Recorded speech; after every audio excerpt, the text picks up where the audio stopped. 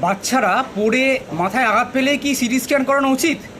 এই বিষয়টা নিয়ে আমাদের প্রত্যেকের মনেই, প্রত্যেক বাবা মার মনেই একটা কোশ্চেন থেকে যায় যে আমার বাচ্চার কিছু হবে না তো। সেই বিষয়টা ডিটেলস বলে দিই যে এখানে কি কি গাইডলাইন আছে যেগুলো অনুযায়ী সিটি স্ক্যান করানো উচিত বা উচিত নয়। প্রথম কথা হচ্ছে, আঘাত পাওয়ার পর যদি 3বারের বেশি বমি করে, বাচ্চা যদি 3বারের বেশি বমি করে, এটা হচ্ছে প্রথম পয়েন্ট। যদি জ্ঞান হারিয়ে ফেলে, অর্থাৎ কনসাসনেস যদি না থাকে, আনকনসাস হয়ে যায়, সচেতনতা যদি কমে যায়, বা অস্বাভাবিক রকমের ঝিমানি বা একটা ঘুম ঘুম ভাব যদি হয়, পড়ে যাওয়ার পর যদি খিঁচুনি হয়, আশা করি আমরা খিঁচুনি মানে কি সেটা জানি, যদি সেই জিনিস হয়, প্রচণ্ড পরিমাণে তীব্র মাথা ব্যথা যদি হয়, কন্টিনিউয়াস কেঁদে চলেছে, কিছুতেই থামছে না, এরকম যদি ঘটনা ঘটে, কান বা নাক দিয়ে যদি রক্তপাত হয় বা একটা তরল টাইপের জিনিস বের হয়, তাহলে মাথার এই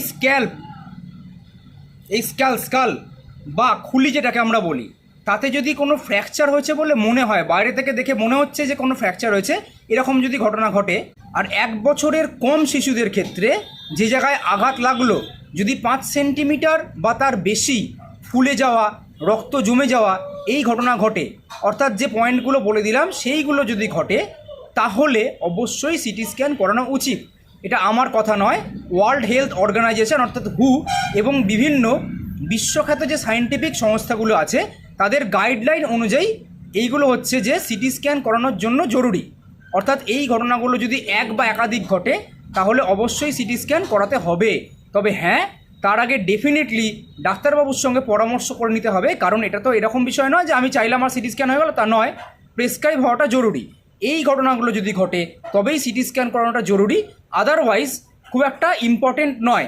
তবে হ্যাঁ, যে কোনো ক্ষেত্রে, লাগার ক্ষেত্রেই বলি যে ডাক্তারকেই আপনি দেখান তার সঙ্গে একটুখানি পরামর্শ করে নেওয়া উচিত, কারণ বাচ্চা তো আর সম্পূর্ণ কিছু এক্সপ্রেস করতে পারে না যে হ্যাঁ আমার এই হয়েছে ওই হয়েছে, সেটা পারে না। সুতরাং ডাক্তারবাবুকে দেখিয়ে নেওয়াটাই বুদ্ধিমানের কাজ। ধন্যবাদ। এরকম ভিডিও আরও বেশি পেতে হলে অবশ্যই পেজটিকে ফলো করে রাখুন এবং সকল বাবা মায়েদের সঙ্গে শেয়ার করে দিন, যাতে সে তার বাচ্চার প্রতি সঠিকভাবে কেয়ার নিতে পারে বা বাচ্চার কোনো ক্ষতি না হয়।